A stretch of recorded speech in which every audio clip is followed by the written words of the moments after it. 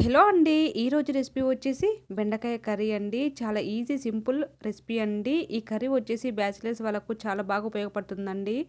Curry చేసుకోవడానికి రావు కదండీ! ఇలా చాలా సింపుల్‌గా రెసిపీ చేసి చూపిస్తే వాళ్ళు చాలా ఈజీగా చేసేసుకుంటారండి.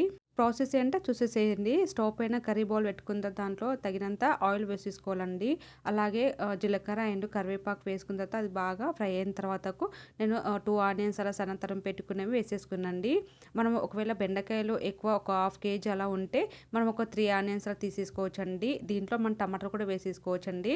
నేను ఇక్కడ వచ్చేసి టమాటాలు వేయడం లేదండి. ఇక ఆనియన్స్ అని నీట్‌గా మంచిగా కలుపుకొని చక్కగా ఫ్రై చేసేసుకోవాలండి. క్యాబెట్ వేసుకొని ఒక 2 మినిట్స్ వరకు ఆనియన్స్ అనేవి మంచిగా ఉడికించుకోవాలండి. ఇక్కడ వచ్చేసి ఆనియన్ అంతా ఉడికిన తర్వాత నేను ఇక్కడ సన్న తరిగి పెట్టుకున్న ఇక్కడ హాఫ్ కేజీ బెండకాయలండి. ఇవన్నీ చక్కగా కట్ చేసుకున్న దాంట్లో వేసేసుకోవాలండి. వేసుకున్న తర్వాత నేను దీంట్లో సాల్ట్ వేసానండి. అక్కడ స్కిప్ అయింది. సారీ అండి. ఇక్కడ మొత్తం నీట్‌గా చక్కగా కలుపుకోవాలండి. కలుపుకున్న తర్వాత క్యాబెట్ వేసుకొని బెండకాయలంతా నీట్‌గా చక్కగా ఉడికించుకోవాలండి. ఒక 2-3 మినిట్స్ వరకు మంచిగా ఉడికించుకోవాలి. ఉడికిన తర్వాత దాంట్లో పసుపు, అలాగే కారం, అల్లం వెల్లుల్లి పేస్ట్ వేసుకున్న తర్వాతకు అదంతా కలిసేటట్టు నీట్‌గా చక్కగా కలుపుకోవాలండి.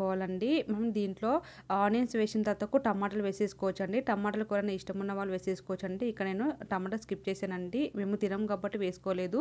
మీరు కంపల్సరీ కావాలనుకుంటే వేసేసుకోండి. అంటే ఒకవేళ ఇంట్లో టమాటాలు లేకపోయినా సరే గానీ ఇలా చేసేసుకోవచ్చండి. ఓన్లీ బెండకాయ గానీ, దొండకాయ గానీ ఏమైనా ఉన్నా ఇలా ఈజీగా చేసేసుకోవచ్చండి. ఇదంతా నీట్‌గా చక్కగా కలుపుకున్న తర్వాత క్యాబెట్ వేసుకొని మనము పసుపు, కారం, అల్లం వెల్లుల్లి పేస్ట్ వేసాం కదండీ! ఇదంతా మనకు ఒక 1 మినిట్, 2 మినిట్స్ అలా ఉడికించుకోవాలండి. ఉడికిన తర్వాత నేను ఇక్కడ చిన్న గ్లాస్ అంత వాటర్ పోసానండి. బెండకాయ కర్రీ అంటే వాటర్ ఉండాలి కదండీ కొద్దిగన్నా. అందుకే నేను ఇక్కడ చిన్న గ్లాస్ అంత వాటర్ పోసాను. పోసి నీట్‌గా చక్కగా కలుపుకోవాలండి. మొత్తం మిక్స్ అయ్యేటట్టు కలుపుకున్న తర్వాత క్యాబెట్ వేసుకొని మరలా ఒక 2-3 మినిట్స్ వరకు ఉడికించుకోవాలండి. మధ్య మధ్యలో క్యాప్ ఓపెన్ చేసుకొని చెక్ చేస్తూ ఉండాలండి. కింద అడుగు పట్టకుండా చూసుకుంటూ ఉండాలండి. ప్లీజ్ నా వీడియో కనుక మీకు నచ్చినట్లయితే ప్లీజ్ లైక్ చేయండి, షేర్ చేయండి, సబ్స్క్రైబ్ చేసుకోండి. పక్కన్న బెల్ ఐకాన్ని క్లిక్ చేయండి. నిమిట నోటిఫికేషన్ మీకు వచ్చేస్తదండి.